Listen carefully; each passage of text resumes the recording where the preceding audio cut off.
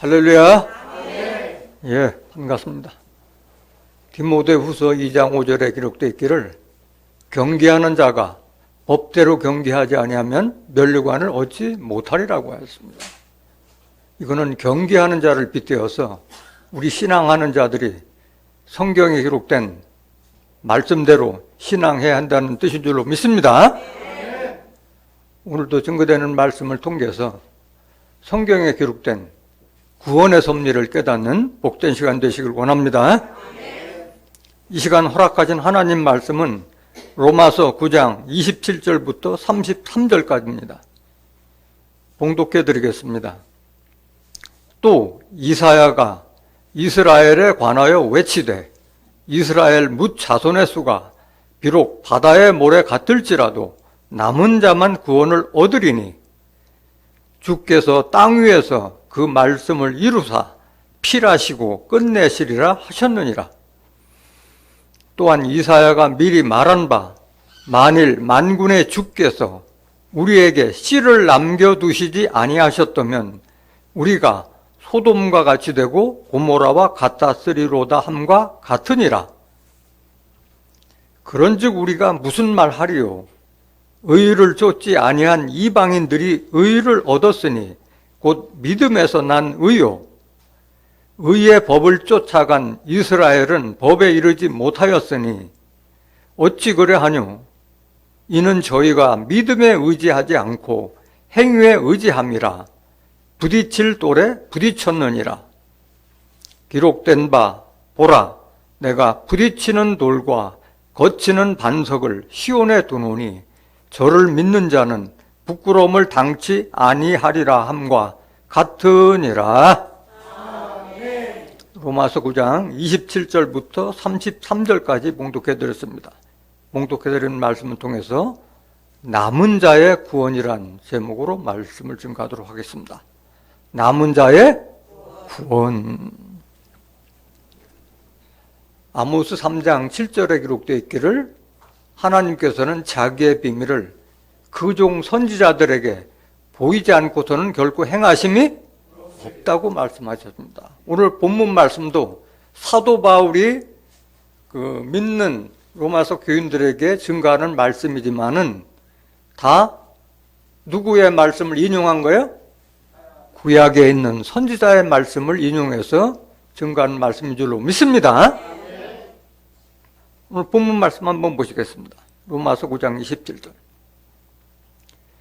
또 이사야가 이스라엘에 관하여 외치되 이스라엘 뭇 자손의 수가 비록 바다의 모래 같을지라도 남은 자만 구원을 얻으리니. 로마서는 사도 바울이 기록했지만은 사도 바울도 구약에 능통한 줄 믿습니다.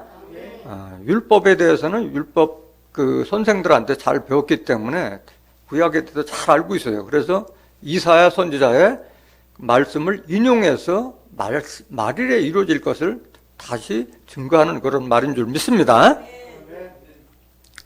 28절 보세요. 주께서 땅 위에서 그 말씀을 이루사 필하시고 끝내시리라 하셨느니라 이렇게 말씀하셨어요. 그러면 이사야서가 어떤 말씀을 했는가? 이사야서를 한번 보시도록 하겠습니다. 같은 말이 이사야서에 기록이 되어 있기 때문에 그것을 인용한 거예요. 이사야서 10장 20절 한번 보실까요? 그날에 이스라엘의 남은 자와, 여기 그날은 언제를 말하는 거예요?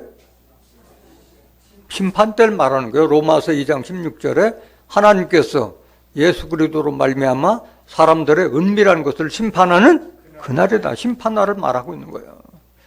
그래서 이사야 선지자는 종말에 이런 일도 이미 구약시대에 이미 다 증거했다는 말씀인 거예요. 하나님께서 다 보여주셨기 때문에 선지자가 그걸 받아서 우리에게 예언으로 다 남겨두신 말인 거예요.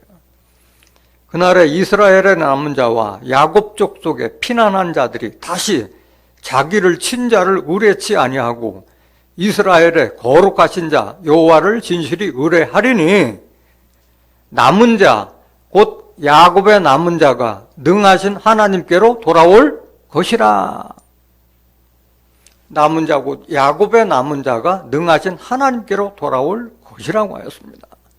야곱의 남은 자에 대해서는 다시 한번 증거를 하겠지만은 이스라엘의 남은 자나 야곱의 남은 자나 유다의 남은 자나 다 같은 말씀을 상기하고 있는 거예요. 왜 그러냐면 야곱은 원래 하나님의 천사와 씨름해서 이기고 나서 물어요. 너의 이름이 뭐냐? 내가 야곱인이다 했을 때 너의 이름을 다시는 야곱이라 하지 말라. 뭐라 하라? 이스라엘이라 하라. 이스라엘이라는 뜻은 승리자라는 그런 뜻인 거예요. 이겼다는 그런 뜻에서 이스라엘이라고 했고, 그 야곱이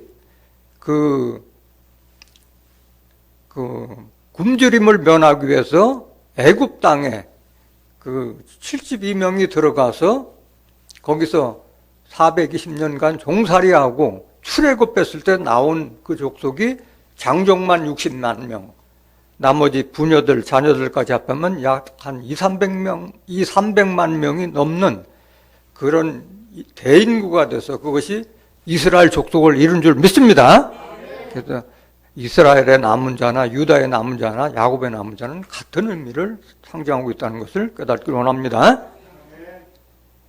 22절, 이사야서 10장 22절. 이스라엘이여 내 백성이 바다의 모래 같을지라도 남은 자만 돌아오리니 넘치는 공의로 회멸이 작정되었음이라. 똑같은 말이 기록되어 있잖아요.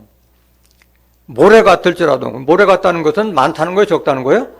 많다는 거예요. 이스라엘은 내 백성이 바다의 모래 같을지라도 남은 자만 돌아오리니 넘치는 공의로 회멸이 작정되었음이라. 그 남은 자 외에는 다 뭐 한다는 거예요? 심판하고 회멸한다는 거예요. 회멸이라는 것은 멸망시킨다는 그 뜻을 회멸이라고 하잖아요. 23절 보세요. 이미 작정되었은즉 주 만군의 여호와께서 온 세계 중에 끝까지 행하시리라. 이 말은 이스라엘에게 해당하는 말이에요? 아니면 온 세계 믿는 자에게 해당하는 말이에요? 온 세계 중에 끝까지 행하시라. 온 세계 믿는 자들에게 한 말이에요. 그러니까 성경에 기록된 말씀을 알지 못하는 자들은 저 이스라엘에 관한 말이라고 생각하는데 이스라엘도 비유로 기록된 말씀이잖아요. 지난 시간에도 증거드렸지만은 이스라엘은 하나님 믿는 자, 예수님 믿는 자를 이스라엘로 빙자한 거예요. 호세아서 10장 1절 보세요. 이스라엘은 저 중동 땅 이스라엘이 아니라 열매 맺는 무성한 뭐다? 포도나무라. 열매 맺는 무성한 포도나무라. 포도나무는 요한복음 15장 1절에 예수는 포도나무라 하셨고 하나님은 농부라고 말씀하셨잖아요. 계속 보세요. 호세아서 10장 1절. 그 열매가 많을수록 제사를 많게 하며 그 땅이 아름다울수록 주상을 아름답게 하도다. 그 믿는 자들을 이스라엘로 빙자한 거예요. 그래서 이스라엘 자손들이 이스라엘 뭇 자손의 수가 바다의 모래같이 많을지라도 누구만 구원 얻으리라? 남은 자만 구원 얻으리라 하니까 많은 사람들이 오해하고 있는 건 뭐냐면은 내가 끝까지 하나님의 말씀, 그리스도의 말씀을 지켜서 남은 자가 되겠다고 생각하는 사람들이 많은데 이건 그 말이 아니에요. 성경에는 분명히 남은 자도 자격이 있는 줄 믿습니다. 자격과 조건을 갖춘 자가 남은 자가 되는 것이 내 의지로 남은 자가 되겠다 해서 남은 자가 되는 것이 아니에요. 왜 그러냐면 여러분들도 눈으로 많이 보잖아요. 많은 사람들이 교회를 들락날락 하잖아요. 근데 지금 현재 교회 믿는 사람보다 아마 나간 사람들이 더 많을 거예요. 많은 사람들이 들락날락 하지. 끝까지 붙어있는 자가 많지 않아요. 그래서 하나님께서 마지막까지 남게 하는 자도 분명히 성경에 이런 자가 남은 자가 되리라 하는 자격 조건을 명시해 놓고 있는 거예요. 거기에 해당되지 않는 사람이라면 아무리 자기 의지로 한다 해도 남은 자가 될 수가 없는 거예요. 그럼 하나님께서는 어떤 자를 택해서 남은 자가 되게 하시느냐? 하나님 말씀을 한번 보시겠습니다. 미가서 4장 6절. 미가도 마찬가지예요. 미가 선지자도 하나님께서 미가 선지자에게 말씀을 줬기 때문에 미가 선지자가 이런 것을 예언했던 거예요. 미가 선지자에게. 여호와께서 말씀하시되. 누가 말씀하시되? 하나님 말씀이면 미가가 증거했지만은 하나님 말씀을 대언한 거예요. 그날에는 언제요? 심판 날에는 내가 저는 자를 모으며 쫓겨난 자와 내가 환난 받게 한 자를 모아. 7절. 그 저는 자로 남은 백성이 되게 하며 멀리 쫓겨났던 자로 강한 나라가 되게 하고 나 여호와가 시온산에서 이제부터 영원까지 그들을 치리하리라 하셨나니 이렇게 기록되어 있어요. 6절 다시 보세요. 미가 4장 6절. 여호와 하나님께서 말씀하시되 그날에는 심판 때에는 내가 저는 자를 모으며 쫓겨난 자와 내가 환난 받게 한 자를 모아 남은 자가 되게 한다고 그랬어요. 이것을 문자적으로 보면은 저는 자, 육신적으로 저는 자, 쫓겨난 자, 환난 받게 한 자라는데 이거는 육신적인 저는 자예요? 아니면 영적으로 저는 자예요? 영적으로 저는 자를 이렇게 비유로 말씀하신 거예요. 전다는 뜻은 뭐냐? 영적으로 저는 거기 때문에 온전한 신앙을 가지고 하나님과 그리스도를 믿어야 되는데 그 증거되는 말씀이 깨달음이 없는 거야. 그에서 증거되는 말씀이. 그래서 늘 마음은 갈급해. 그래서 마음속에 늘 교회는 다니지만은 거기에 온전한 믿음을 두질 못하는 거예요. 혹시 내 마음을 속 시원하게 이 성경을 창세기부터 계시록까지 하나님의 뜻과 섭리를 온전히 좀 증거하는 데가 없는가 하는 그런 간절한 마음에 적은 교회를 두고 있지만은 더듬더듬 찾고 있는 그런 모습을 영적으로 저는 자로 비웠다는 것을 깨닫길 원합니다. 그걸 말하고 있는 거예요. 쫓겨난 자는 뭐를 말하나? 쫓겨난 자는 교회에서 일부러 성도를 쫓겨낼 수는 없잖아요. 영적으로 한 말이에요. 그 증거되는 말씀이 그 이치적으로나 자기도 다 믿는 사람들도 다 자기 나름대로의 지혜가 있고 지식이 있는데 그것이 마음에 와닿지 않고 이치에 맞지 않기 때문에 계속된 질문을 하거나 해도 시원한 이런 답을 줬지 못하고 또 목사라든가 아니면 성도들이나 해서 육신적으로 상처를 받고 나서 다시는 내가 교회를 다니지 않겠다 해서 마음의 상처를 받고 나간 자들 아니면 교회를 다니고 있어도 거기에서 마음을 두지 못하고 저는 자와 마찬가지로 그 갈급한 마음으로 찾고 있는 영적으로 떠난 자들을 쫓겨난 자라고 비유하고 있는 줄 믿습니다. 또 어떤 자냐? 내가 환난 받게 한 자를 모아.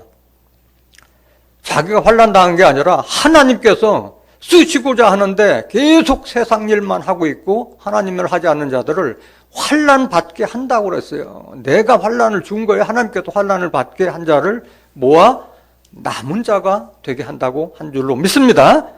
이런 자가 되지 않으면 결국 남은 자가 없는 거예요. 그래서 교회를 다닐 때도 이 성경을 읽으면서도 모르면은 궁금해서 알려고 하거나 질문하거나 어떤 문제의식이나 목적의식을 갖고 있는 사람들이 남은 자가 되는 것이지 그저 그냥 여기가 좋사오니 하고 맹목적인 그런 신앙으로 맹신하는 자들은 남은 자가 될 수가 없는 거예요.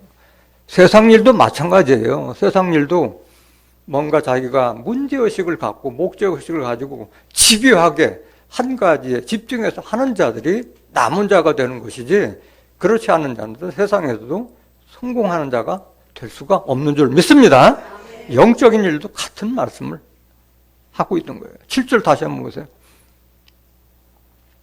그래서 저는 자, 영적으로 저는 자, 쫓겨난 자, 하나님께서 환난 받게 한 자를 모아서 남은 백성이 되게 하며 멀리 쫓겨났던 자로 강한 나라가 되게 하고 그래서 그런 자들 하나님께서 다시 택해서 모은 자들을 강한 나라가 되게 하신다는 거예요.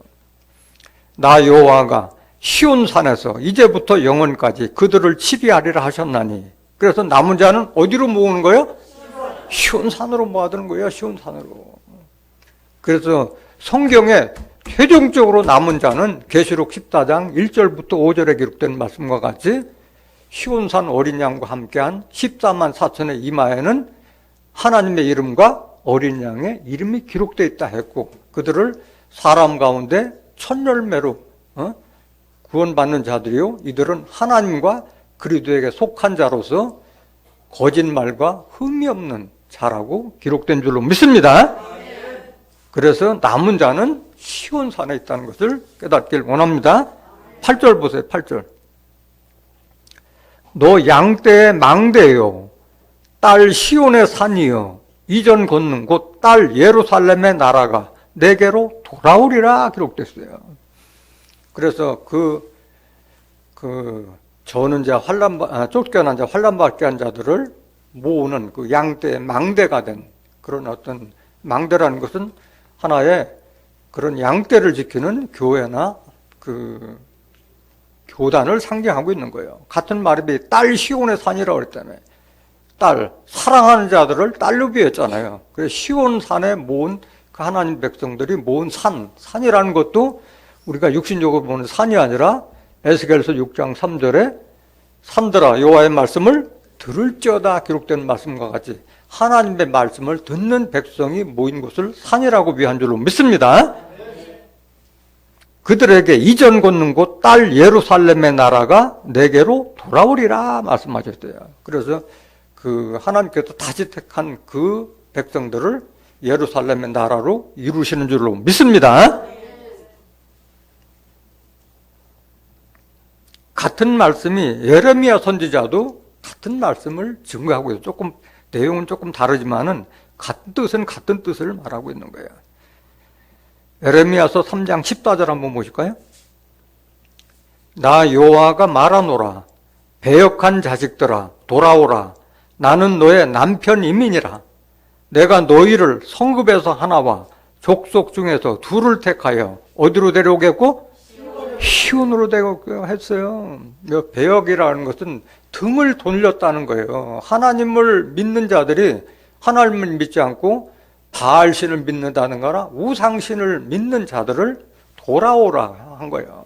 나는 너에게 남편이라고 말씀하시면서. 그래서 남은 자가 많아요, 적어요? 적은 자예요. 성읍에서 하나, 족속 중에서 둘을 택해서 시온으로 데려온다고 했어요. 적은 자의 구원이에요. 종말의 구원은 그 많은 자의 구원이 아닌 거예요. 그래서 시온으로 데려와서 어떻게 하느냐? 15절 보세요. 내가 또 내 마음에 합하는 목자를 너희에게 주리니 그들이 지식과 명철로 너희를 양육하리라. 그래서 이 성읍에서 하나, 족속에서 둘, 그 적은 인원을 모아가지고 시온에 불러서 하나님께 합하는 목자, 하나님께서 하나님 마음에 합하는 목자를 주어서 그 목자들이 지식과 명철로 그 모은 자들을 양육하게 될 줄로 믿습니다. 이런 자들이 하나님의 백성이 되고 하나님의 자손이 되는 거예요. 이런 자들이 남은 자가 되는 거예요. 계속 보세요. 16절 보세요. 나 여호와가 말하노라, 너희가 이 땅에서 번성하여 많아질 때에는 사람이 여호와의 언약궤를 다시는 말하지 아니할 것이요, 생각지 아니할 것이요, 기억지 아니할 것이요, 찾지 아니할 것이요, 만들지 아니할 것이며 라고 그랬잖아요. 구약시대에는 언약궤 안에 그 10계명이 다 돌판에 있는 10계명이 들어있었잖아요. 금항아리하고 함께. 근데 왜 언약궤를 만들거나 기억지 않아요? 모든 사람들이 다 뭐가 돼? 언약궤가 되기 때문에 그런 거예요. 언약궤를. 모든 사람들이 새 언약을 받는 사람들은 다 자기 마음과 생각에 하나님의 말씀이 다 있기 때문에 언약궤가 되었기 때문에 만들거나 생각지 말라고 한 줄로 믿습니다. 다 있기 때문에 그런 거예요. 새 언약을 말씀을 받는 자들은. 히브리서 8장 10절 한번 보실까요? 히브리서 8장 10절. 또 주께서 가라사대 그날 후에 내가 이스라엘 집으로 세울 언약이 이것이니 내 법을, 하나님의 법, 성경을 저희 생각에 두고 저희 마음에 이것을 기록하리라. 그러니까 율법은 돌판에 있었지만은 새 언약의 말씀은 어디에 있어요? 이 성경에서 내 마음과 생각으로 옮겨진 거예요. 나는 저희에게 하나님이 되고 저희는 내게 백성이 되라. 이런 자가 하나님의 백성이 되는 줄 믿습니다. 새 언약이 자기 마음속에 새겨진 자가 그 하나님 백성이 되는 거예요. 11절 보세요. 또 각각 자기 나라 사람과 각각 자기 형제를 가르쳐 이르기를 주를 알라 하지 아니할 것은 저희가 작은 자로부터 큰 자까지 다 나를 알미니라. 신앙의 어린 자나 큰 자까지 다 하나님의 뜻과 섭리를 알기 때문에 굳이 이미 폐기 처분한 율법이 기록된 그걸 넣는 언약궤를 다시 만들거나 생각지 말라고 한 줄로 믿습니다. 다 하나님의 말씀을 대언할 수 있는 그 대언의 영이 된 그런 언약궤가 됐기 때문에 만들거나 기억하거나 생각지 말라고 한 줄로 믿습니다. 에레미야 3장 17절 다시 한번 보세요. 17절. 그때 이렇게 하나님께서 족속 중에서 하나, 성읍에서 하나, 족속 중에서 둘을 택해서 시온에 모을 때 그때 예루살렘이 여호와의 보좌라 일컬음이 되며 이런 역사가 시작돼 많은 여호와의 언약궤를 다시 언급하지 않을 때 다 언약하게 될 그때 예루살렘이 여호와의 보좌라 일컬음이 된다고 그랬어요. 여기 나오는 예루살렘은 저 중동 땅 예루살렘이 아니라 영으로 계신 하나님이 임재하신 시온과 예루살렘을 상징하는 줄 믿습니다. 스가랴서 8장 3절 한번 보세요. 예루살렘에 대해서. 나 여호와가 말하노라. 내가 어디에 돌아왔은즉? 하나님, 영으로 계신 하나님께서 시온에 돌아왔은즉 예루살렘 가운데 거하리니 예루살렘은 뭐다? 진리의 성읍이라 일컫겠고. 그래서 하나님이 임재한 예루살렘이 여호와의 보좌가 되는 줄 믿습니다. 계속 보세요. 에레미야 3장 17절. 그때 예루살렘이 여호와의 보좌라 일컬음이 되면 하나님께서 좌정하신 장소가 예루살렘이라는 거예요. 멸방이 그 위로 모이니 세계 만방이 다 예루살렘으로 모인다고 말씀하신 거예요. 곧 여호와의 이름으로 인하여 예루살렘에 모이고 다시는 그들의 악한 마음에 강팍한 대로 행치 아니할 것이며 그때 유다 족속이 이스라엘 족속과 동행하여 북에서부터 나와서 내가 너희 열조에게 기업으로 준 땅에 함께 이르리라. 그래서 그때 유다 족속이 이스라엘 족속과 동행하여 북에서부터 나와서 내가 너희 열조에게 기업으로 준 땅에 함께 이르리라고 예언한 거예요. 여기 나온 유다 족속은 다시 택한 유다 족속인 줄 믿습니다. 유다 족속은 예루살렘과 함께 예루살렘에 하나님께서 시온과 예루살렘을 택해서 모은 자들이 유다 백성이 되는 줄 믿습니다. 이것은 유다 족속이 이스라엘 족속과 동행하여 한 이것은 나중에 유다 족속과 이스라엘 족속이 통합되는 것과 마찬가지로 먼저 하나님께서 택한 그 유다 백성을 통해서 다시 믿지 않는 자들까지도 다 하나님의 백성으로 삼자는 그런 뜻인 줄로 믿습니다. 너희 열조에게 기업으로 준 땅이라는 것은 그 이스라엘 족속이 가나안 땅으로 들어가는 것을 상징해서 그것을 천국의 노정과 같다고 말씀하신 거예요. 그래서 우리가 받아야 될 것은 천국을 유업으로 받게 될 줄로 믿습니다. 가나안 땅을 빗대어서 우리가 들어가고자 하는 천국을 지금 상징하고 있는 말씀인 거예요. 그래서 남은 자는 많은 자가 아니라 소수의 남은 자를 구원하는 줄 믿습니다. 주께서 그 말씀을 이루사 필하시고 끝내시리라고 말씀하셨어요. 하나님께서는 한 번 말씀하시면은 반드시 돌이키지 않고 다 이루실 줄로 믿습니다. 왜 그러냐? 하나님은 인생이 아니시니 시건치 아니하시고 인자가 아니시니 후회하심이 없다고 말씀하셨어요. 그 말씀하신 바를 다 어찌 이루시 아니하시냐? 다 하신다고 말씀하신 거예요. 민수기 23장 19절 보세요. 하나님은 인생이 아니시니 시건치 아니하시고 헛소리하지 않던다는 거예요. 인자가 아니시니 후회가 없으시도다. 어찌 그 말씀하신 바를 행치 않으시며 하신 말씀을 실행치 않으시랴. 반드시 하나님께서 선지자에게 전하신 복음은 그 복음과 같이 반드시 이루어질 줄로 믿습니다. 같은 말씀이 이사야서 55장 10절에서 11절에 기록된 말씀과 같이 눈과 비가 하늘에서 내려서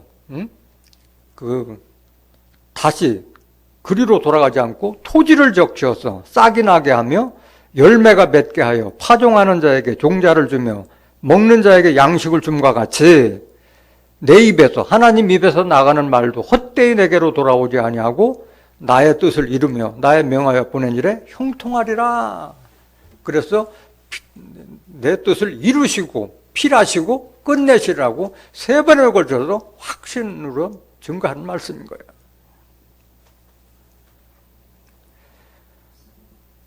그렇다면 자, 남은 자도 반드시 이렇게 저는 자, 쫓겨난 자, 환난 받게 한 자를 모아서 남은 자가 되게 한다는데 그 남은 자를 시온산에서 치료한다고 했기 때문에 남은 자가 출현할 장소는 어디에서 출현해야 돼요? 시온과 예루살렘에서 남은 자가 출현하는 것이 다른 곳에서는 나오지 않아요. 반드시 시온과 예루살렘에서 양육받은 자들이 남은 자가 되는 것이지 교회를 다닌 데서 남은 자가 되는 것이 아니에요. 아무리 말씀이 없는 곳에서 아무리 끝까지 열심히 남는 자가 된다 하더라도 남은 자가 될 수 없고 또 그들이 구원받을 수도 없는 거예요. 왜? 하나님의 뜻과 섭리를 알아야지. 분명히 남은 자는 시온으로 데려와서 거기서 양육하신다고 말씀하셨고 하나님은 분명히 시온에 돌아와서 예루살렘 가운데 머문다고 말씀하셨잖아요. 남은 자가 출현해야 될 장소는 시온과 예루살렘인 줄 믿습니다. 성경 말씀을 한번 확인해 보겠습니다. 요엘서 2장 30절.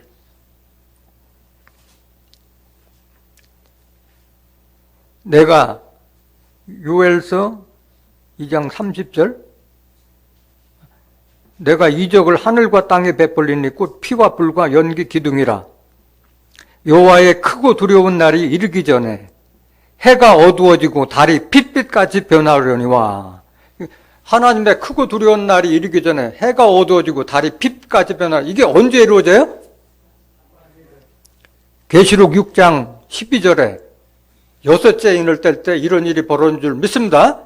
해가 총담같이 어두워질 때가 어두워지고 무화과 나무 열매가 선과 실이 떨어짐같이 떨어질 때가 온다고 말씀하신 거예요. 심판대를 말하고 있는 거예요. 계시록 심판대.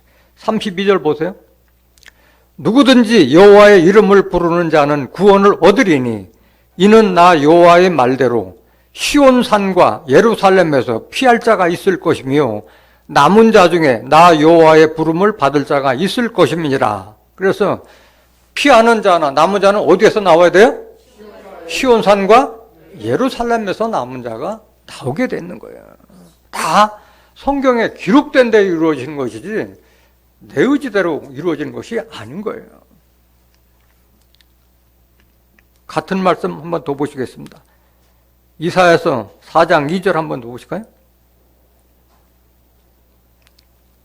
그날에 여호와의 싹이 아름답고 영화로울 것이요 그 땅의 소사는 이스라엘의 피난한 자를 위하여 영화롭고 아름다울 것이며 라고 했습니다.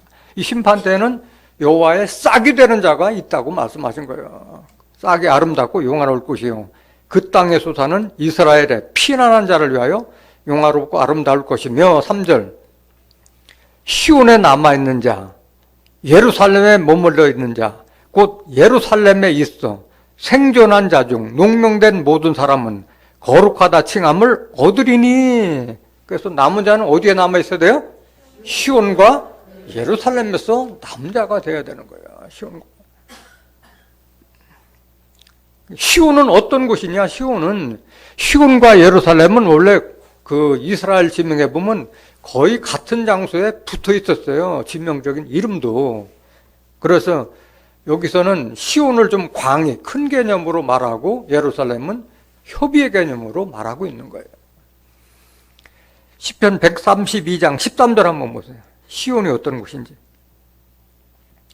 여호와께서 시온을 택하시고 자기 거처를 삼고자 하여 이르시기를. 하나님께서 택하신 곳이 시온이고 그 시온을 하나님이 거하는 거처로 삼겠다고 했어요. 그렇기 때문에 시온과 예루살렘이 여호와의 보좌라고 말씀하신 거예요. 14절. 이는 나의 영원히 쉴 곳이라.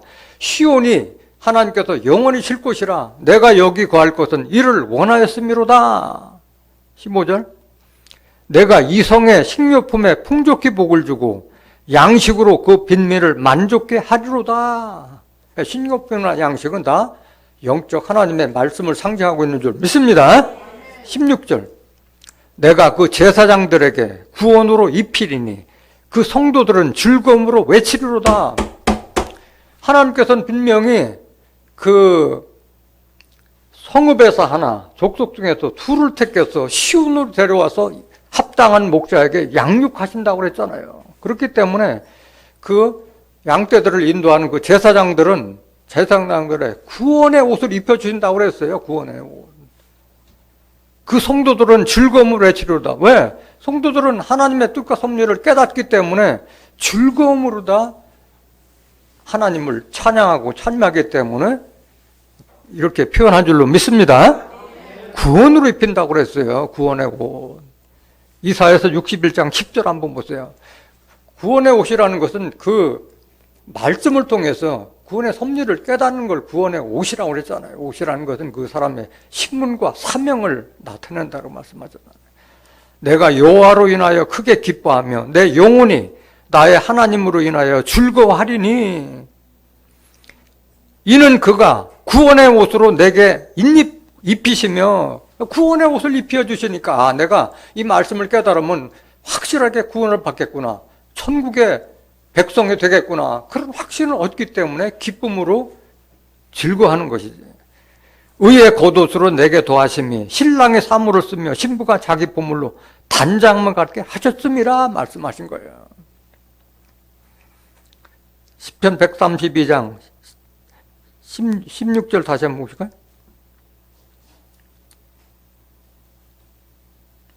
내가 그 제사장들에게 구원으로 입히리니 그 성도들은 즐거움으로 입히리다. 제사장들은 구원의 옷을 입혔기 때문에 마찬가지 치리하는 백성들에게 구원의 옷을 입혀주는 거예요. 영적 옷을 입혀주는 거잖아요.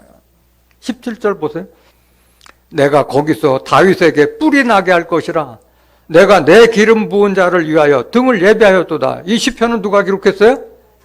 다윗이 기록했잖아요. 그런데 다윗에게 뿔이 나게 하려. 다윗을 빙자해서 하나님께서 뿔과 같은 권세자로 세울 것을 지금 다윗 선지자가 예언한 거예요. 내가 내 기름 부은 자를 위하여 등을 예비하였도다. 그래서 하나님께서 기름 부은 사명자를 다윗에게 뿔이 나게 한 그 사명자를 비하하고 있다는 것을 깨닫기 원합니다. 그 기름 부은 자가 시온에서 나온다는 거예요. 그에게 등을 예배, 등은 어둠을 밝히는 걸 사명을 담당하고 있잖아요. 18절 보세요. 내가 저의 원수에게는 수치로 입히고 저에게는 면류관이 빛나게 하리라 하셨도다. 그래서 다윗의 뿔이 되게 한 사명자에게 또 하나님께서 기름 부은 사명자에게 면류관이 빛나게 하신다 했고 그에게 원수들은 수치로 입힌다고 말씀하신 거예요. 깨닫길 원합니다. 하나님은 반드시 시온과 예루살렘에서 하나님의 뜻과 섭리를 역사하신다는 것을 깨닫길 원합니다. 왜 그러냐면 하나님은 시온과 예루살렘을 위해서만 일하고 계시는 거예요. 이사야서 62장 1절 보세요. 나는 시온의 공의가 빛같이 예루살렘의 구원이 횃불같이 나타나도록 시온을 위하여 잠잠하지 아니하며 예루살렘을 위하여 쉬지 아니할 것인즉. 그래서 하나님은 지금 누구를 위해서 일하고 계시는 거예요? 시온과 예루살렘을 위해서만 일하고 계시는 거예요. 안식하고 계시지 않아요. 하나님께서는 시온의 공의가 빛같이 예루살렘의 구원이 횃불같이 나타나도록 시온을 위하여 잠잠하지 않고 예루살렘을 위하여 쉬지 않고 일하시는 줄 믿습니다. 2절 보세요. 2절. 열방이 내 공의를, 열왕이 다 내 영광을 볼 것이요. 그 세계 만방이 다 시온과 예루살렘의 영광을 볼 것이라고 예언한 거예요. 너는 여호와의 입으로 정하실 새 이름으로 일컬음이 될 것이며, 그러니까 시온과 예루살렘에 있는 자들이 다 하나님 입으로 정하실 새 이름으로 바뀌게 된다는 거예요. 새 이름을 다 받는다는 뜻인 거예요. 3절. 너는 또 여호와의 손에 아름다운 면류관, 내 하나님의 손에 왕관이 될 것이라. 그 시온에 있는 자들의 이런 영광을 받게 되는 거예요. 얼마나 이게 큰 영광이에요. 하나님 손에 아름다운 면류관, 하나님 손에 왕관을 쓰게 될 것이라고 했잖아요. 왕관 쓰면 뭐 되는 거예요? 왕 되는 거잖아요. 너는 왕 같은 제사장이라고 말씀하셨잖아요. 왜 이렇게 시온과 예루살렘에서만 있는 자들이 이렇게 구원을 받느냐? 그곳에서 하나님 말씀이 나오기 때문에 그런 거예요. 시온과 예루살렘에 하나님 말씀이 나오기 때문에 그들이 이런 축복을 받게 되는 거예요. 미가서 4장 1절 보세요. 말일에 이르러는 언제? 말일. 세상 끝에 이르러는 여호와의 전의 산이 산들의 꼭대기에 굳게 서며 작은 산들 위에 뛰어나고 민족들이 그로 몰려갈 것이라. 말일에는 하나님의 산이, 하나님께서 머무르는 그 산은 종교단체라고 그랬잖아요. 그것이 작은 산들 위에 뛰어난다고 그랬어요. 그렇기 때문에 만방이 그로 몰려든다는 거예요. 여기 작다 크다는 것은 영적으로 크다 작다를 말하는 것이지 건물이 크고 작다를 말하는 것이 아닌 거예요. 말씀의 차원이 크고 높다는 뜻인 줄로 믿습니다. 2절 보세요. 2절.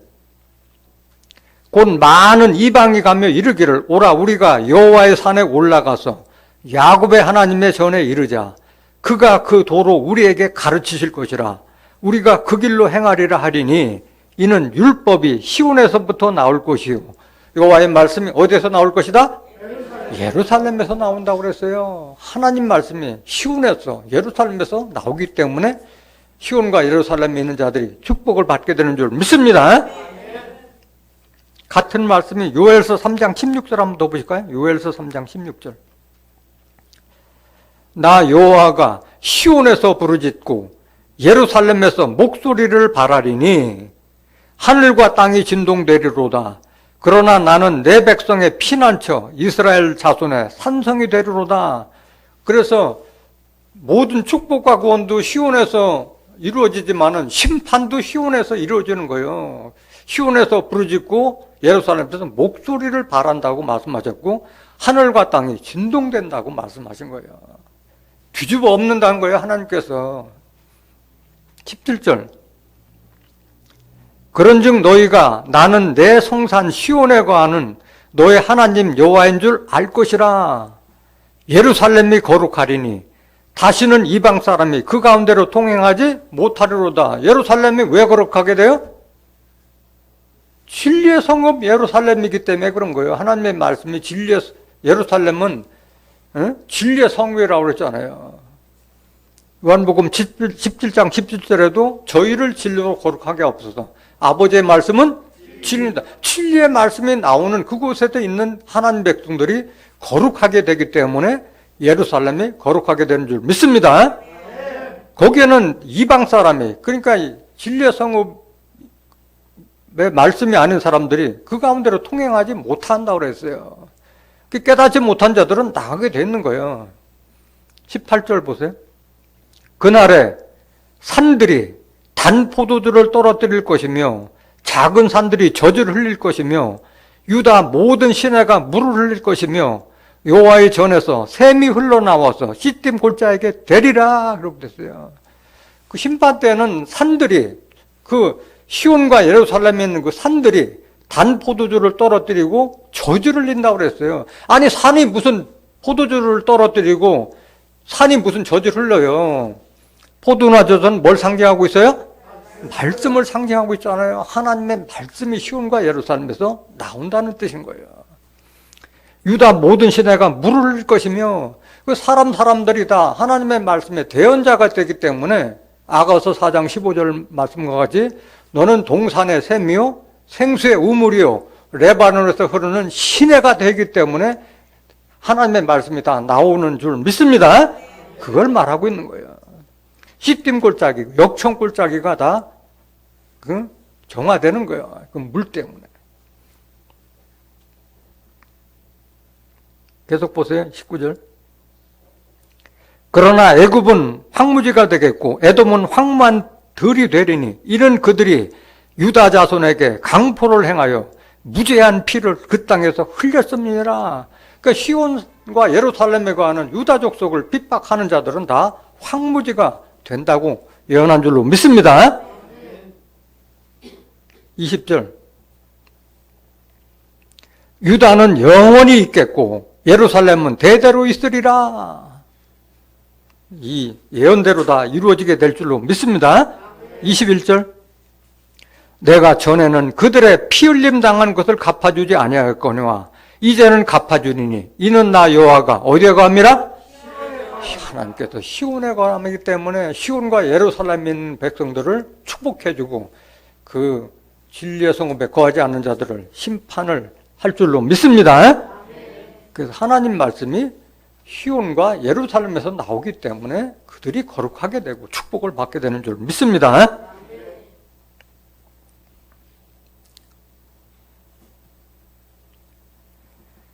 그럼 남은 자는 어떤 자가 남은 자가 되느냐? 시온과 예루살렘 밑에서 다 남은 자가 되는 것이 아니에요. 남은 자는 자격이 있어요.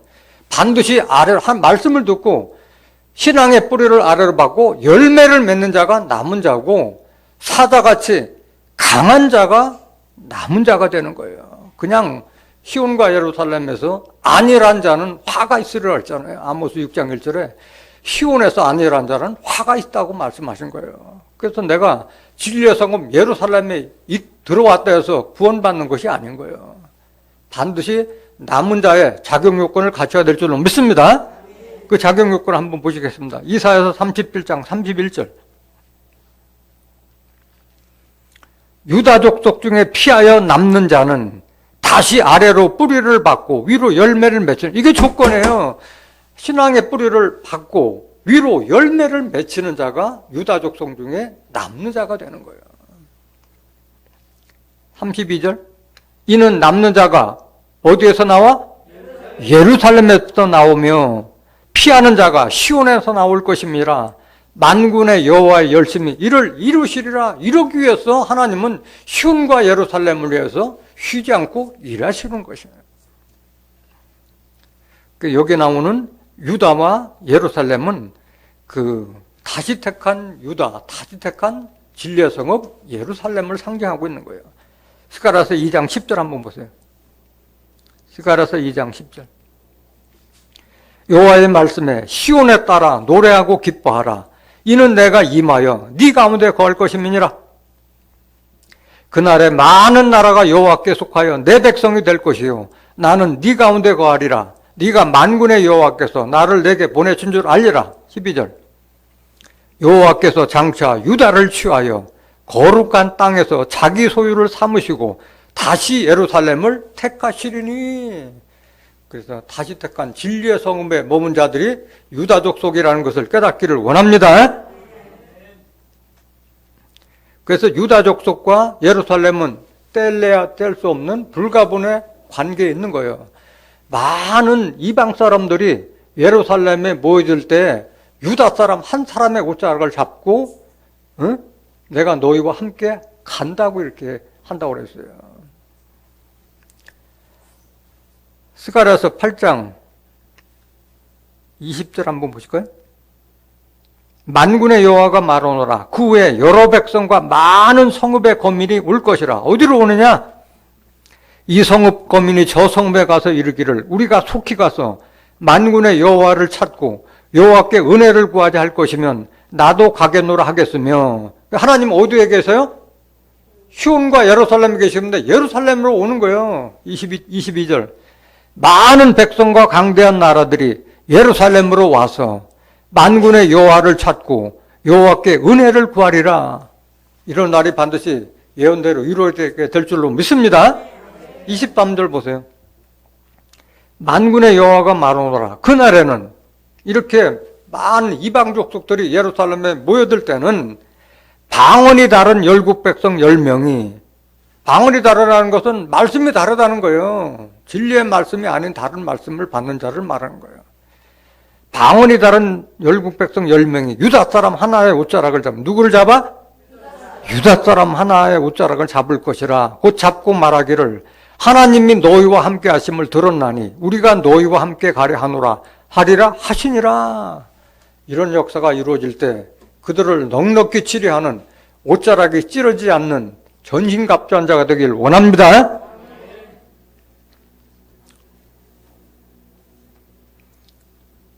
미가서 5장 7절 한번 보세요. 남은 자의 자격에 대해서 말씀하는 거예요.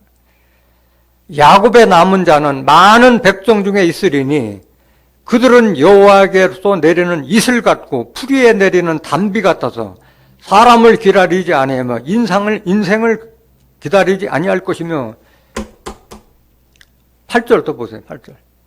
야곱의 남은 자는 열국 중과 여러 백성 중에 있으리니 그들은 수풀의 짐승 중에 사자 같고 양떼 중에 젊은 사자 같아서 만일 지나간 즉 밟고 찢으리니 능히 구원할 자가 없을 것이라. 남은 자가 되기 위해서는 이런 두 가지 조건을 갖춰야 돼요. 7절 다시 한번 보세요. 7절. 미가서 5장 7절. 야곱의 남은 자는 많은 백성 중에 있으리니 그들은 여호와에게로서 내리는 이슬 같고 풀이에 내리는 단비 같아서 말씀하셨어요. 이슬과 풀이에 나르는 비는 뭘 상징하고 있어요? 말씀을 상징하고 있잖아요. 신명기 32장에 보면은 하나님의 교훈은 내리는 비와 같고 풀이에 맺히는 이슬과 같다고 말씀하셨잖아요. 다 하나님의 말씀이 다 정통하기 때문에 다 그 대언의 사명자를 감당하기 때문에 이렇게 비유한 거예요. 그들은 사람을 기다리거나 인생을 의지하지 않는다는 거예요. 사람을 믿지 않고 하나님 말을 믿고 의지할 줄로 믿습니다. 이런 자가 되어야 되고 사자같이 강한 자가 되는 거예요. 예수님은 유다 지파의 사자라고 말씀하셨잖아요. 그래서 그 유다 족속은 다 사자같이 강한 자가 되는 거예요. 창세기 49장 8절에서 10절에도 기록된 말씀과 보면 유다 족속은 사자 새끼라고 그랬잖아요. 사자 새끼가 크면 뭐가 돼요? 사자 되는 거잖아요. 사자 되는 거잖아요. 강한 자예요. 강한 자. 여기서 야곱의 남은 자라고 그랬는데 다 같은 말이라고 그랬는데 야곱은 이스라엘 사람을 야곱으로 비유하고 있는 거예요. 이사야서 41장 8절 한번 보실까요? 그러나 나의 종 너 이스라엘아 나의 택한 야곱아 나의 벗 아브라함의 자손아 이렇게 기록되어 있잖아요. 이스라엘을 야곱이라고 말씀하셨잖아요. 14절도 보실까요? 이사야 41장 14절. 지렁이 같은 너 야곱아 너 이스라엘 사람들아 두려워 말라. 나 여호와가 말하노니 내가 너를 도울 것이라. 내 구속자는 이스라엘의 거룩한 자니라. 지렁이 같은 너 야곱아라고 나와서 이스라엘 사람들아라고 말씀하셨잖아요. 야곱은 이스라엘 사람들을 지칭하는 대명사라는 것을 깨닫길 원합니다. 미가서 5장 9절 한 번 더 보실까요? 미가서 5장 9절.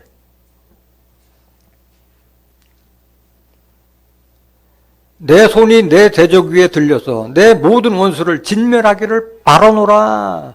그래서 야곱의 남은 자, 이런 사자같이 강한 자가 대적들을 심판하기를 하나님께서 바란다는 것을 깨닫길 원합니다.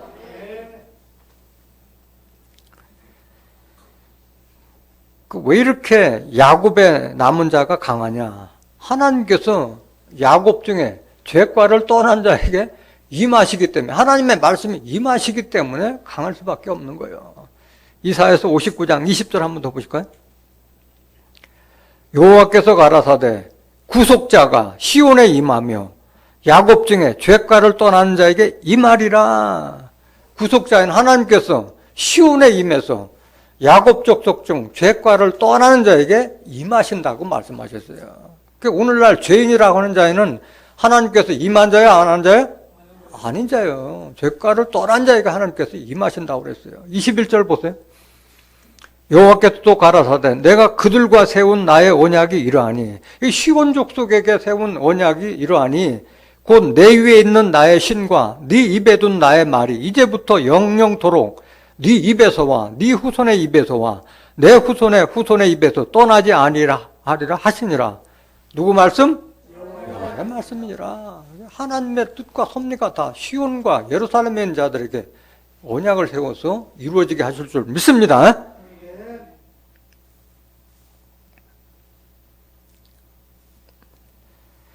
본문 말씀 로마서 9장 29절 보실까요? 로마서 9장 29절. 또한 이사야가 미리 말한 바 만일 만군의 주께서 우리에게 씨를 남겨두시지 아니하셨다면 우리가 소돔과 같이 되고 고모라와 같았으리로다 함과 같으니라. 누가 말한 거예요 이거? 사도 바울이 얘기했지만 또 이사야 선지자의 말씀을 인용해서 이렇게 말씀하신 거잖아요. 그럼 이사야서에 그런 말씀이 어디 있는가 한번 확인해 보도록 하겠습니다.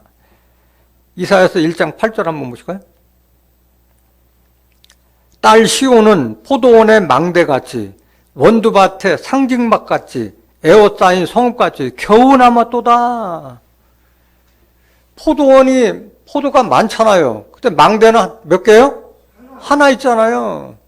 원두밭의 상징막같이, 원두밭의 원두막은, 상징막은 하나잖아요. 에워싸인 성읍은 하나인데 그 에워싼 군사들은 많아요, 적어요? 많잖아요. 겨우 남아요. 하나님께서는 남은 자는 소수의 군인이지 다수의 군이 아닌 거예요.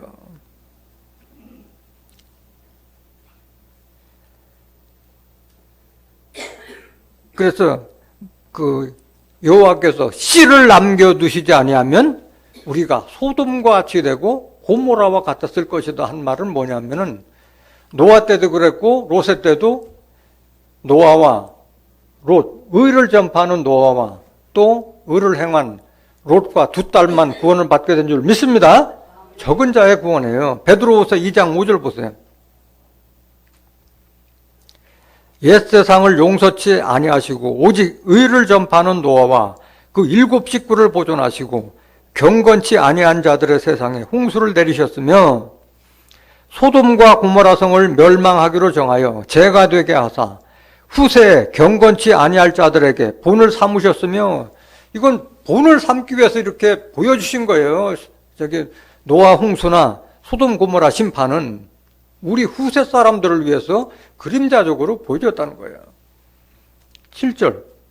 무법한 자의 음란한 행실을 인하여 고통하는 의로운 롯을 건지셨으니, 의로운 자를 건지신 거예요. 8절. 이 의인이 저희 중에 거하여 날마다 저 불법한 행실을 보고 들으므로 그 의로운 심령을 상하니라. 9절. 주께서 경건한 자는 시험에서 건지시고 불의한 자는 형벌 아래 두어 심판날까지 지키시며, 이런 목적 때문에 미리 보여주신 거예요. 경건한 자, 의를 전파하는 노아, 롯 같은 자는 시험에서 건져주시고 불의한 자들은 형벌 아래 심판을 하실 줄로 믿습니다. 10절. 육체를 따라 더러운 정욕 가운데서 행하며 주관하는 일을 멸시하는 자들에게 특별히 형벌하실 줄을 아시느니라. 육신에 속한 자가 되어서는 안 될 줄로 믿습니다. 그거를 미리 보여주셨다는 거예요. 그렇다면 종말에도 이런 역사가 다시 재현될 줄로 믿습니다. 이제 있는 것이 전에도 있었고 또 앞으로 있을 것도 옛적에 있었느니라. 하나님은 지난 것을 다시 사신다 그랬어요. 역사는 되풀이되는 거예요. 전도서 3장 15절 보세요. 이제 있는 것이 옛적에 있었고 장래에 있을 것도 옛적에 있었나니 하나님은 이미 지난 것을 다시 찾으시니라. 그래서 인자의 임함은 노아의 때와 같고 롯의 때와 같다고 말씀하신 거예요. 종말의 구원도 적은 자의 구원인데, 그러면 이사야 때도 이사야 선지자가 말했듯이 그 이스라엘 족속 중에서도 소돔과 고모라의 심판 때 롯과 두 딸이 구원 얻었던 것처럼 종말에도 누가 구원을 얻어요? 약속으로 난 자가 씨를 씨라고 그랬잖아요. 약속으로 난 자가 씨라고 그랬잖아요. 그 씨라고 하는 것은 약속에 말씀으로 난 자가 씨라고 말씀하죠. 지난 설교 시간에 말씀을 증거해 드렸잖아요. 로마서 8장 9절 보세요. 누가 그러면 씨가 되느냐, 누가 남은 자가 되느냐 이거예요. 곧 육신의 자녀가 하나님의 자녀가 아니라 오직 약속의 자녀가 뭐로 여기심을 받느니라? 씨로 여기심을 받느니라. 이 약속, 신구약 계시록의 약속의 말씀대로 양육받은 자, 진리의 말씀으로 낳은 자가 씨가 되고 남은 자가 될 줄로 믿습니다. 야고보서 1장 18절에 진리의 말씀으로 우리를 낳으셨다고 말씀하셨잖아요. 반드시 여러분들은 씨가 돼서 남은 자가 되시길 원합니다. 로마서 9장 30절. 그런즉 우리가 무슨 말 하리요? 의를 쫓지 아니한 이방인들이 의를 얻었으니 곧 믿음에서 난 의요. 이게 무슨 말이냐? 의를 쫓지 아니한 이방인들이 의를 얻었으니 곧 믿음에서 난 의요. 그래서 의롭게 된 것은 믿음을 통해서 이루어진 줄 믿습니다. 그리스도를 믿는 믿음이 의를 이루는 것이지 율법을 쫓아가서 그 행위를 따라서 믿어서 그 의롭게 되는 것이나 구원을 얻는 것이 아닌 말씀을 말하고 있는 거예요. 로마서 3장 29절. 여러 번 말씀드렸지만은 이 로마서는 그 율법과 율법주의자들에 대한 심판과 그 책망으로 기록됐다고 말씀드렸잖아요. 하나님은 홀로 유대인의 하나님뿐이시뇨 또 이방인의 하나님은 아니시뇨 진실로 이방인의 하나님도 되시느니라. 하나님은 이스라엘 땅만 구원하는 것이 아니라 이방인들도 다 하나님께 속한 자들이라고 하는 말씀이에요. 30절. 할례자도 믿음으로 말미암아 또는 무할례자도 믿음으로 말미암아 의롭다 하실 하나님은 한 분이십니다. 그러니까 우리가 의롭게 되는 것은 그리스도를 믿는 믿음으로 말미암아 의롭게 되는 줄 믿습니다.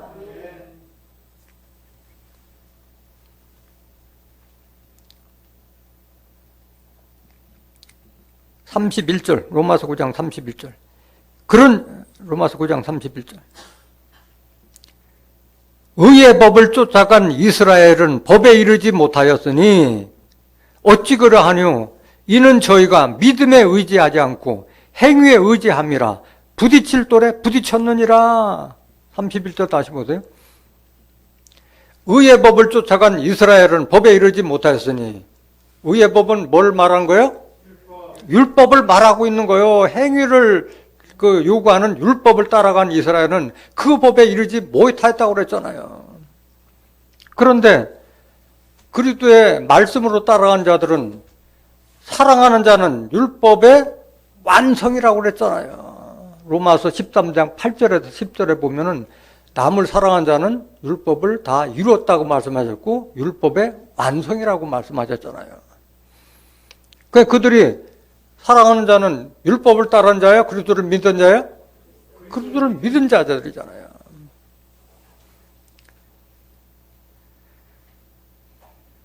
로마서 3장 26절 한번 보세요. 로마서 3장 26절. 원래 로마서 3장 19절부터 25절까지 여러분들이 집에 가서 한번 보시고 시간 관계상 결론만 말씀드렸습니다. 곧 이때 자기의 의로우심을 나타내사 자기도 의로우시며 또한 예수 믿는 자를 의롭다 하려 하심이니라. 그런즉 자랑할 때가 어디뇨? 있을 수가 없느니라. 무슨 법으로냐? 행위로냐? 아니라 오직 믿음의 법으로니라. 그러므로 사람이 의롭다 하심을 얻는 것은 율법의 행위에 있지 않고 믿음으로 되는 줄 우리가 인정하노라. 그래서 사람이 의롭게 되는 것은 뭘 먹어라, 뭘 먹지 말라, 뭘 하라, 하지 말라 하는 이 율법에 있지 않고 그리스도께서 우리에게 대언하여 주신 하나님의 말씀을 믿는 그 믿음으로써 우리가 의롭게 되는 줄 믿습니다. 이것은 로마서 4장 4절에 기록된 말씀과 같이 어떤 일을 행하지 않더라도 의롭다 하시는 일을 믿는 것을 의로 여기셨다고 말씀하셨잖아요. 일하는 자에게는 그 삭을 은혜로 여기지 아니하고 빚으로 여기거니와 일을 아니할지라도 경건치 아니한 자를 의롭다 하시는 일을 믿는 자에게는 그의 믿음을 의로 여기시나니. 하나님께서 택한 자는 우리가 육신의 눈으로 봤을 때는 경건치 않은 자는 왜 택하셨나 했지만은 그 하나님께서 택하신 자를 믿는 그 믿음을 의로 여기셨다고 말씀하신 거예요. 다 하나님의 뜻과 섭리대로 이루어진다는 것을 깨닫기를 원합니다. 부딪힐 돌에 부딪혔다 하는 그 말씀은 뭐냐? 누가복음 20장 17절 한번 보실까요? 누가복음 20장 17절. 저희를 보시며 가라사대 그러면 기록된 바 건축자들의 버린 돌이 모퉁이의 머릿돌이 되었니라 함이 어쩌면요. 무릇 이 돌 위에 떨어진 자는 깨어지겠고 이 돌이 사람 위에 떨어지면 저로 가루를 만들어 흩으리라 하시니라. 지금 이 돌은 누굴 상징하고 있어요? 예수님을 상징하고 있잖아요. 사도행전 4장 11절에. 그래서 그들이 넘어진 것은, 유대인들이 넘어진 것은 율법을 믿다 보니까 그리스도 예수님을 그 거치는 돌, 반석, 걸림돌이 된 거예요. 넘어졌다고 말씀하신 거예요. 그 돌에 떨어진 자는 깨어지겠고 돌이 그 사람에 떨어지면 가루로 만든다고 말씀하신 거예요. 그러니까 율법에 쪄들어 있는 자들은 그리스도의 말씀을 알려줘도 그거를 걸림돌로 생각하지 믿으려고 생각하지 않았던 거예요. 같은 말씀이 고린도전서 1장 22절 한번 보세요. 유대인은 표적을 구하고 헬라인은 지혜를 찾으나 우리는 십자가에 못 박힌 그리스도를 전하니 유대인에게는 뭐예요?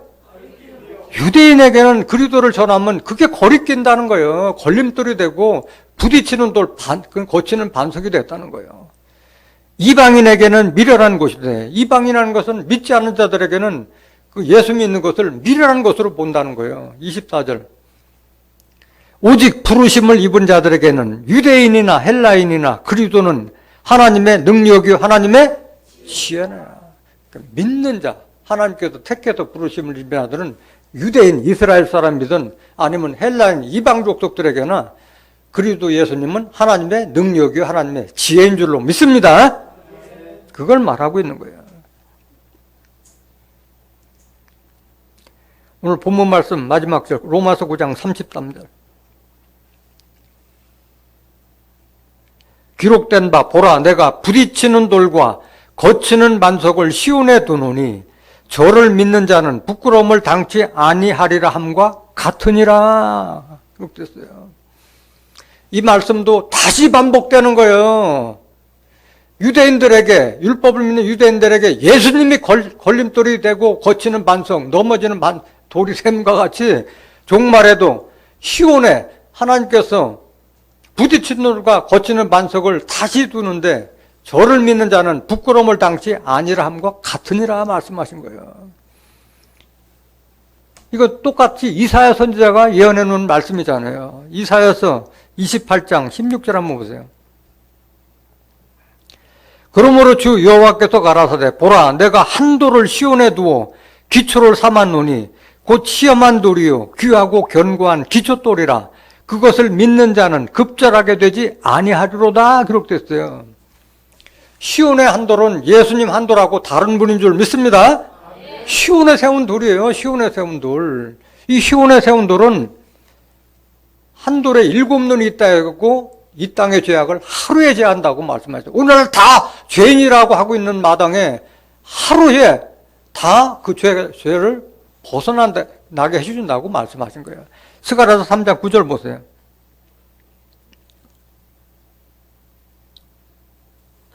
만군의 여호와가 말하노라 내가 너 여호수 앞에 세운 돌을 봐라 한 돌에 몇 눈?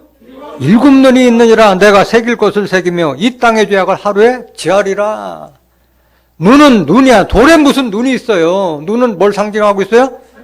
선지자. 이사야서 29장 10절 눈은 선지자예요. 머리는 선견자라고 말씀하셨잖아요. 그러니까 하나님의 뜻과 섭리를 미리 아는 자들을 선지자라고 한 거예요. 하나님의 뜻과 섭리를 아는 그 7명의 선지자가 한돌 사명자한테 함께 있다는 것을 깨닫기를 원합니다. 그걸 믿는 자는 부끄러움을 당치 아니하리라 했고 급절하지 않게 된다고 말씀하신 거예요. 베드로전서 2장 6절 보세요. 경에 기록하였으되, 이 성경에 기록하였으되, 보라 내가 택한 보배롭고 요긴한 모퉁이 돌을 시온에 두노니 저를 믿는 자는 부끄러움을 당치 아니하리라 하였으니, 그러므로 믿는 너에게는 보배이나 믿지 아니하는 자에게는 건축자들의 버린 그 돌이 모퉁이의 머릿돌이 되고 또한 부딪히는 돌과 거치는 반석이 되었다 하니라. 저희가 말씀을 순종치 아니함으로 넘어지나니 이는 저희를 이렇게 정하신 것이라. 누가 정한 거예요? 하나님께서 정하신 거예요. 여러분들은 시온의 한도를 믿는 자가 되시길 원합니다. 그래서 이 부딪히는 돌과 거치는 반석이 되지 않기 위해서는 여러분들이 어디까지 자라야 되느냐? 예수님이신 산돌같이 되라고 말씀하신 거예요. 제사장까지 자라고 말씀하신 거예요. 왜 이렇게 베드로전서 2장 6절부터 8절까지 기록되느냐? 4절을 한번 보실게요. 베드로전서 2장 4절. 사람에게는 버림바가 되었으나 하나님께는 택하심을 입은 보배로운 산돌이신, 예수님은 무슨 돌? 머릿돌이 기주했지만 예수님을 산돌로 비한 거예요. 산돌. 살아있는 돌이라는 거예요. 산돌이신 예수에게 나와 너희도 뭐같이? 우리도 산돌같이 예수같이 되라고 하는 말씀이에요. 산돌같이 신령한 집으로 세워지고, 신령한 집, 하나님의 성령으로 하나님의 전을 이루라는 말씀인 거예요. 성전이 되라는 말씀이에요. 예수 그리스도로 말미암아 하나님이 기쁘게 받으실 신령한 제사를 드릴 거룩한 뭐가 될지라? 제사장까지 자라고 말씀하신 거예요. 사도 바울이나 베드로전서를 기록한 베드로나 같은 말씀을 지금 예언하고 있는 거잖아요.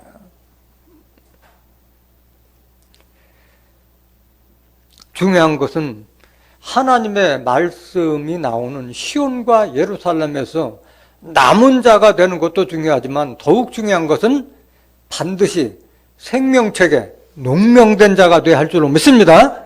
생명책에 농명되지 아니하면 다 종말에 출현할 짐승에게 다 경배하게 돼 있고 심판받게 되는 거예요. 그래서 농명된 자가 되어야 되는 거예요. 이사야서 4장 3절 다시 한번 보세요. 시온에 남아있는 자, 예루살렘에 머물러 있는 자, 곧 예루살렘에 있어 생존한 자 중, 남은 자 중 농명된 모든 사람은 거룩하다 칭함을 얻으리니, 이렇게 됐어요. 농명돼야 할 줄은 믿습니다. 농명되지 않으면 다 짐승에게 경배한다고 말씀해요. 계시록 13장 8절 보세요. 죽임을 당한 어린 양의 생명책에 창세 이후로 농명되지 못하고 이 땅에 사는 자들은 다 짐승에게 경배하리라. 다 짐승밥이 돼버리는 거예요. 이것은 짐승은 우리가 보는 육축이 아니라 계시록 13장 1절에 나오는 7머리 10번 짐승, 계시록 13장 11절에 기록된 땅에서 올라오는 두 뿔 가진 짐승과 같은 자들에게 다 경배하고 심판받게 되는 거예요. 그래서 이렇게 생명책에 농명된 자들은 어떤 축복을 받느냐? 거룩하다 칭함을 얻으리라고 그랬어요. 계시록 20장 4절 보세요. 또 내가 보좌들을 보니 거기 앉은 자들이 있어 심판하는 권세를 받았더라. 또 내가 보니 예수의 증거와 하나님의 말씀을 인하여 목배임을 받은 자의 영혼들과, 누굴 상징하고 있는 거예요?